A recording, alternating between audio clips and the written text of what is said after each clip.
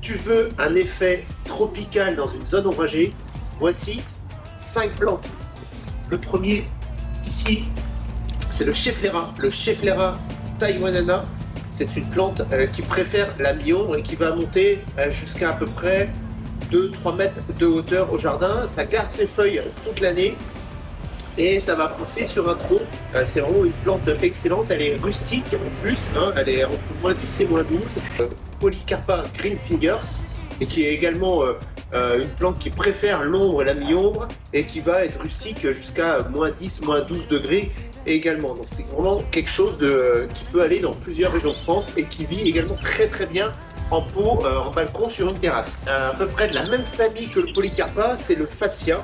Alors on connaît sûrement le Fatsia japonica avec son feuillage bien vert. Ici, on a une particularité, c'est son feuillage marginé de blanc. On l'appelle le Fatsia variegata parce qu'il a une variation blanche juste aux extrémités des grandes feuilles. On est sur des grandes feuilles bien vertes.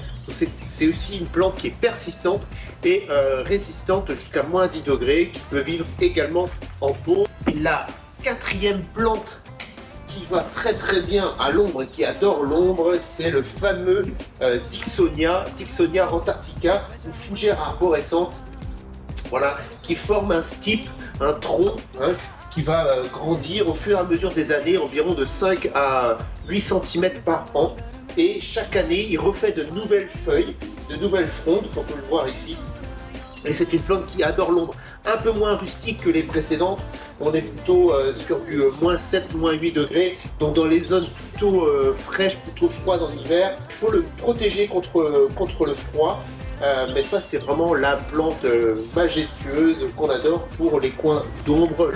Et enfin la dernière, c'est son nom, c'est le Tetrapanax papyrifera.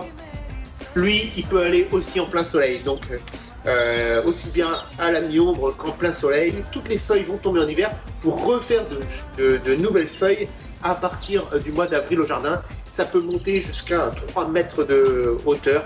C'est une plante vraiment très rustique à mettre au jardin et qui peut vivre également en pot. En pot, il sera moins poussant, bien entendu, mais par contre au jardin, il peut atteindre 3-4 mètres de haut.